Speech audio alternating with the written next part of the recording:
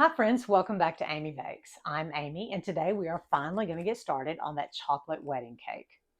Um, we're about 4 to 5 days out from the wedding, and so this is going to be filmed actually over a period of days because I have to do a little bit every day to get ready.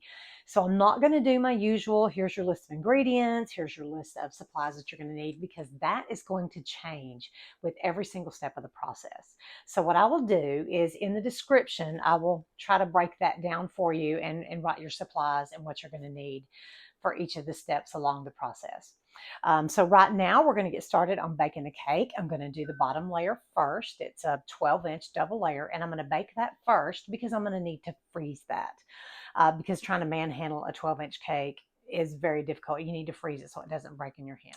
So we are going to be making a chocolate cake, and I want to give out recipe credit on this one. I was looking for a chocolate cake recipe. I went online, and the title of this one is The Best Chocolate Cake Recipe Ever. And I thought, wow, that is a bold statement. So I printed it off. I tried it. Guys, it's perfect. Every time I do a recipe, I always make it exactly, and then I figure out if I want to tweak anything to change it up. This recipe is awesome, exactly as it is. So recipe credit goes to Robyn Stone at Add a Pinch. And we're going to be using her recipe, the best chocolate cake recipe ever, for the entire wedding cake. So let's get started. The first step you want to do is assemble your ingredients. The recipe calls for 2 cups of all-purpose flour, 2 cups of sugar, 3/4 cups of cocoa, 2 teaspoons of baking powder, and a teaspoon and a half of baking soda, 1 teaspoon of kosher salt, 1 teaspoon of espresso, a cup of milk, that's in the fridge, half a cup of vegetable oil, got that right here, 2 large eggs, 2 teaspoons of vanilla, and a cup of boiling water. Now, because my cake pan is a 12-inch cake pan, I'm going to go ahead and double this recipe. The next step is we're going to prepare our cake pan. Okay, I'm getting my water boiling here, and this is a 12-inch cake pan. We're going to do 2 layers.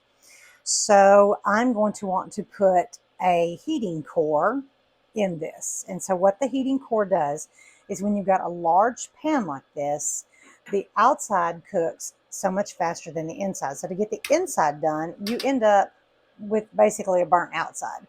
So the heating core transfers some of that heat from the middle, and it helps cook it more evenly. So I'm either going to use this heating core or this one.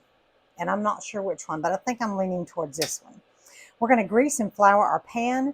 We're also going to grease and flour the heating core. Anything that's going to come in contact with the batter, you want to have that greased and floured, or otherwise when you try to remove this, it's just going to pull out and you're going to have a big hole in your cake. So that's what we're going to do right now, is grease and flour the pan. And instead of using a spray, I'm just going to use Crisco and on a paper towel. And we're just going to spread that all over the bottom and the sides. And then we're going to go back and flour that.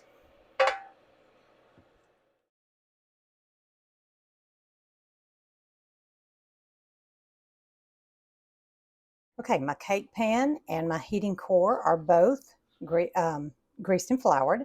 And so now we're going to start assembling the cake. Okay, I've mixed together all of the dry ingredients, and it says to whisk it together using your paddle attachment. So I'm going to do that for a minute.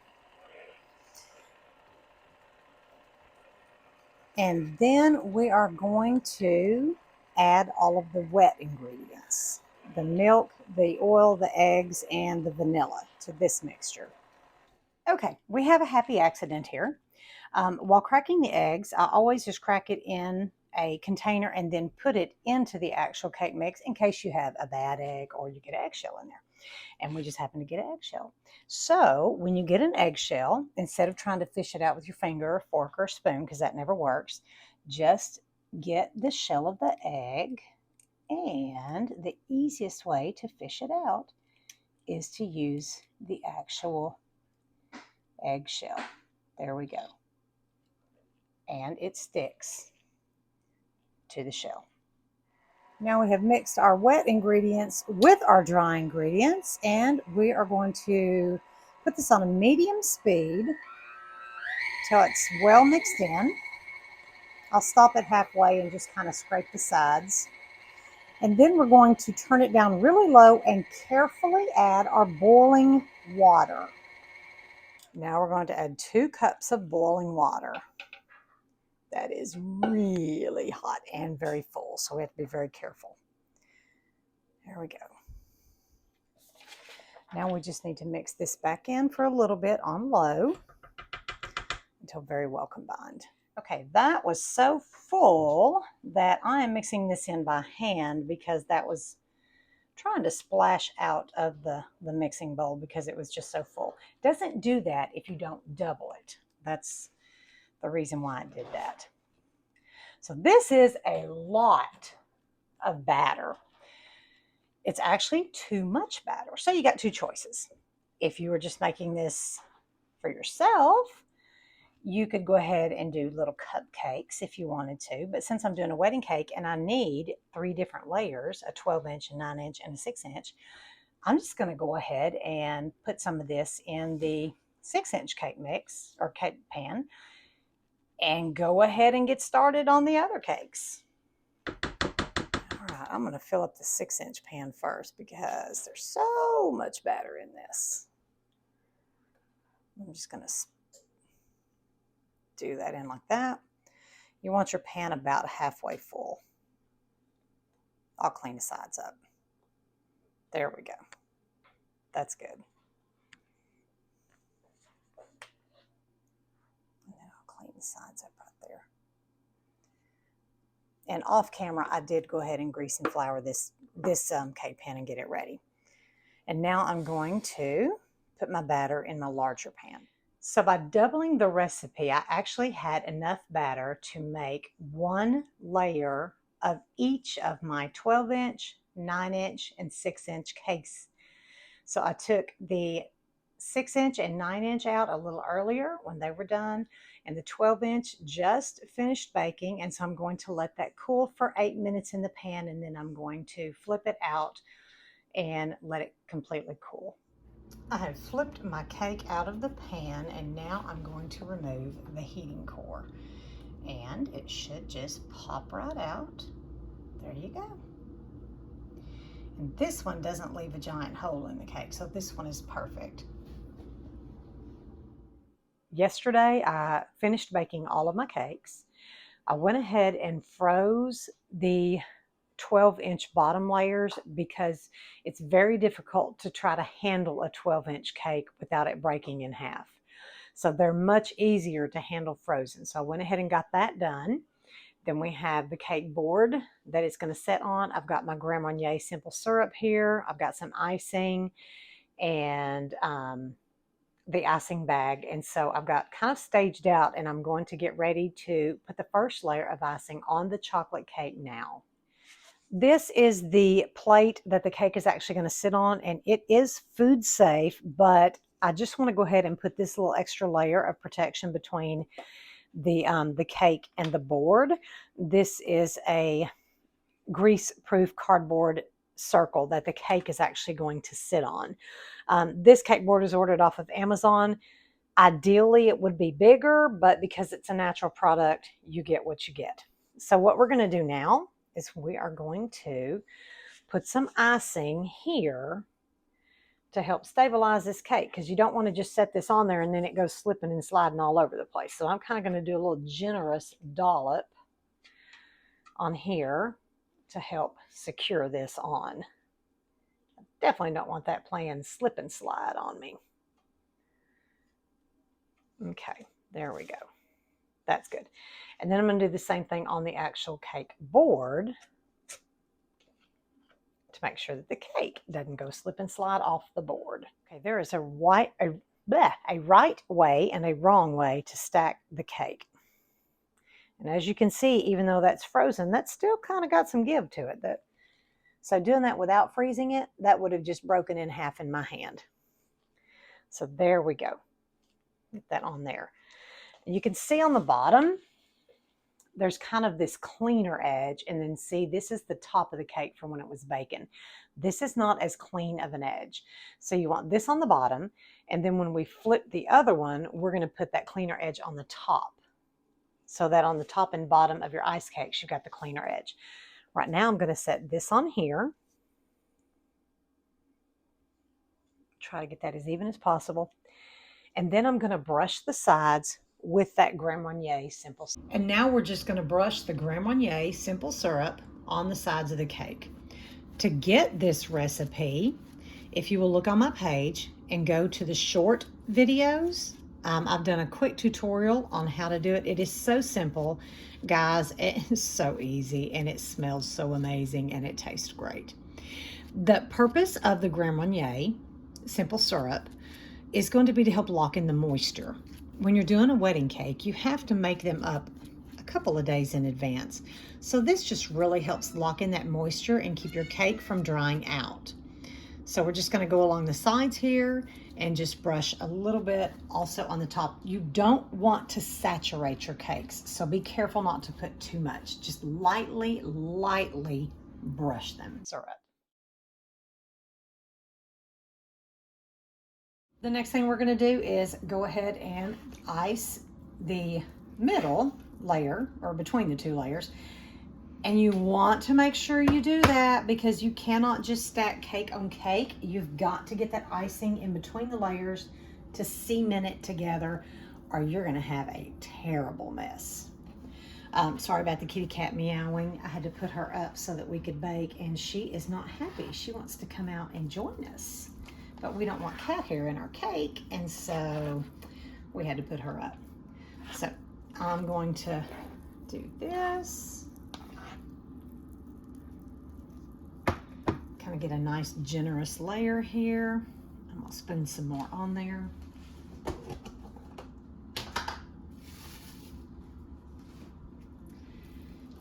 And then I'm gonna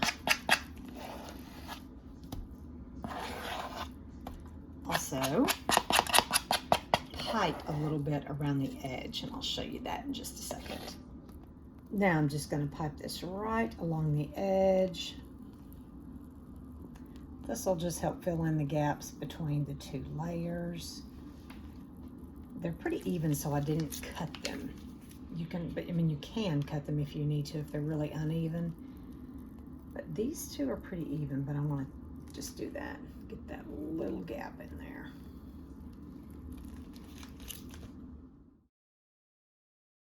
All right, I'm kind of getting eye level here, and I see a little low spot. So this cake, both the bride and the groom love chocolate cake. So instead of doing your traditional white, this whole cake will be chocolate. The bottom is going to be iced chocolate on chocolate, and then the next two layers are going to be a chocolate cake iced with a buttercream icing. Okay, now we're going to put the top layer on. Make sure that that's even. You will notice that I've got that clean edge here and that clean edge here. And then from when it baked in the pan, the two top cooked edges are there. All right, now let me turn this around, make sure it's nice and even everywhere. Looks good, looks good. Okay, looks good on the top. For the chocolate icing, I'm using the Wilton chocolate buttercream icing. It truly is just an amazing recipe. My daughter says that you could freeze it and turn it into a chocolate dessert. And now I'm just gonna lightly brush that Grand Marnier on this layer as well. Now I'm just gonna put the crumb layer on this, and then we're gonna let that set to dry for several hours. So for that, you're gonna put a very thin layer, and let me try to swing that around this way where you can see that. Just going to put a very thin layer of icing, and then I'm going to smooth that out.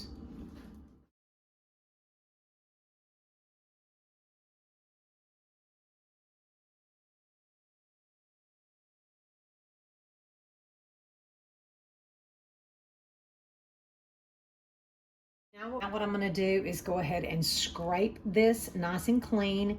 Even though this is the crumb coat, it doesn't have to be perfect, but I do want the excess taken off. So in order to do it, you don't want to hold this at a 90-degree angle like this. You want to turn it in like this, set it up on that cake, and then we're just going to turn it, and it's just going to scrape off some of that excess icing. Give us a nice straight surface.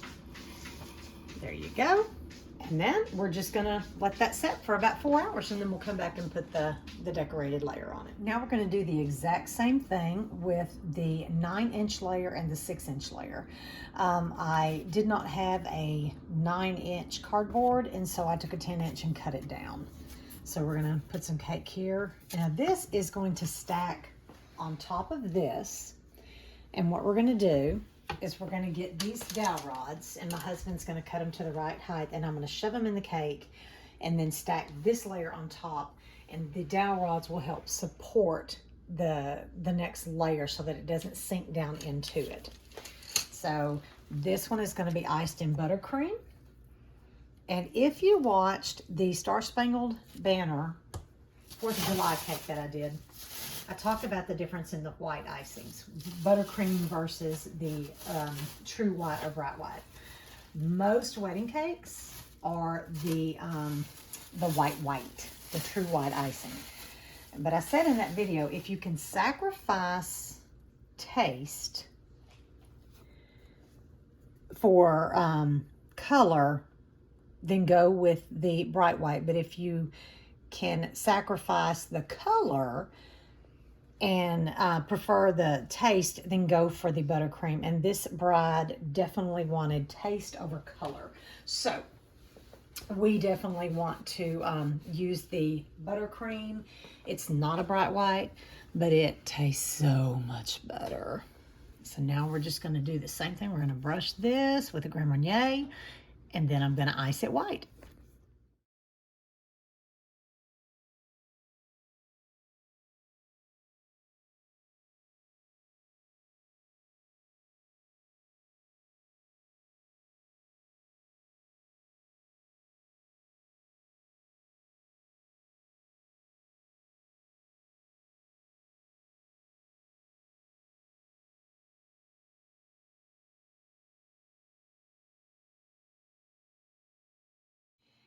Now the top 2 layers of this cake are going to have that scraped look, so it needs very little icing. So basically it is an exposed crumb coat.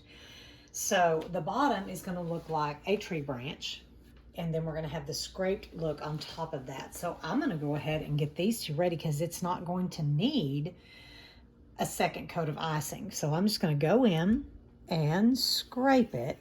I put a little heavier here so that we would have some to be able to scrape off. And if you notice that little toothpick there, what happened is when I got the cake out, there was one side that I noticed that was higher than the other, and that's just the way they baked in my oven. And I knew that both cakes had a high side and a low side.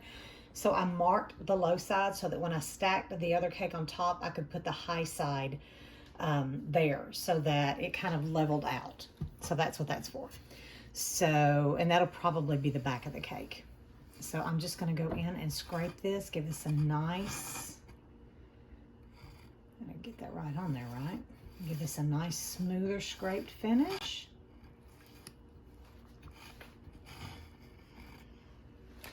And then go in and clean up the top of that and smooth that out. And then this one's actually ready. And then I'm going to do the same with the top layer.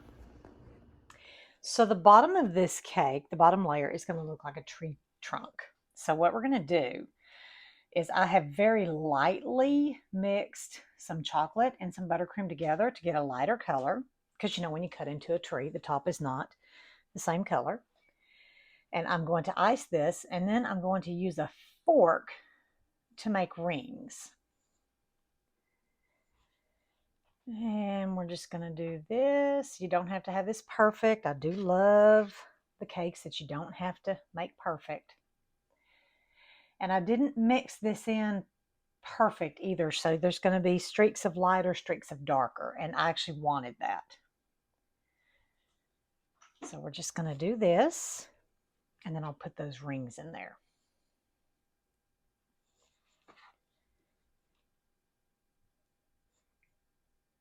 Now I'm just going to take the fork and lightly drag that around. I don't have to go all the way into the center because there's going to be another layer on there, but I'm going to go a few inches in.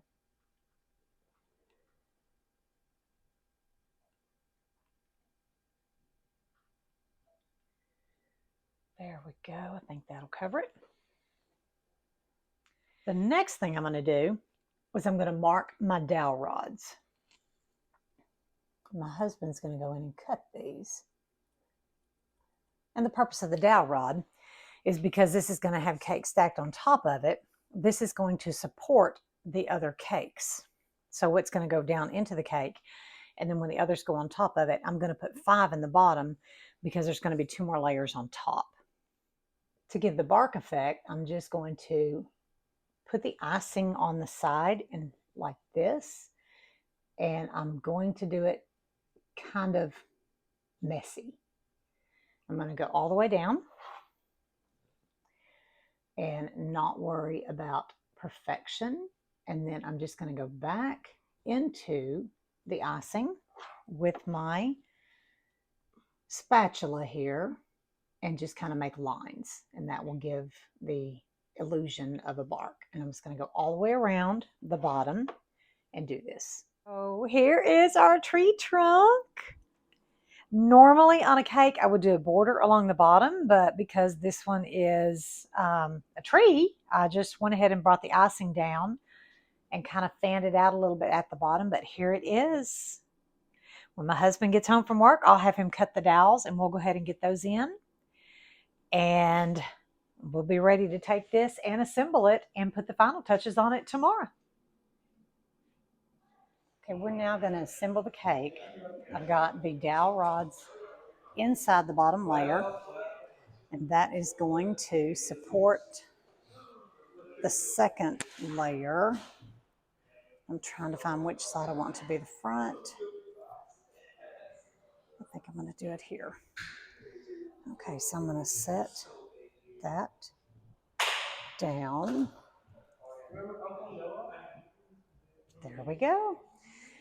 And now I've got 3 dowel rods here, and so I'm going to set, and I just put my finger in the cake. So we'll cover that with a flower. And that's going to be here. I got my toothpick marking the back. A little tricky here. Okay, there we go. Now I brought with me some icing and my tips, and now I'm going to come through here and I'm going to put a border of just little dots, just so that we don't have the exposed cake plate, and just to kind of give that a finished look. And then we're going to go in and add some flowers. I brought disposable icing bags for this, so I'm just going to cut off a snip there. And to do the round dots, I'm just going to get a round. That was a little bit big. I think we're going to do this one. Okay, so we're going to put a coupler in there and load up the bag.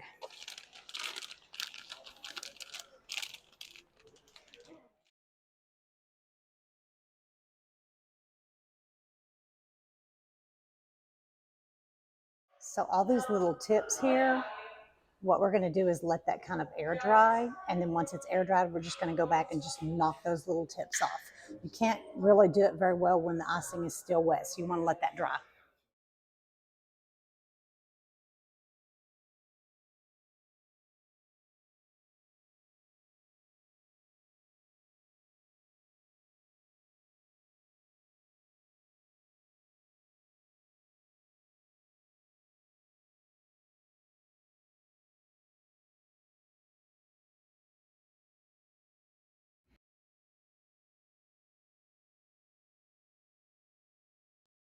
thank you guys for watching. The wedding was beautiful. The bride and groom were happy. My friend was happy with the cake, and that's really what counts. If there was any portion of the cake that you really had a question on, leave a comment for me. I kind of went through it pretty quick, and I didn't spend a whole lot of time in each individual process because I wanted to keep the video to a manageable length. So if there's anything you had a question on, leave me a comment. I'll be happy to answer that for you. Also, be sure to like and subscribe. I've got a few more cakes coming up and lots of great baking in the meantime. So hit that like and subscribe, and thank you so much for watching.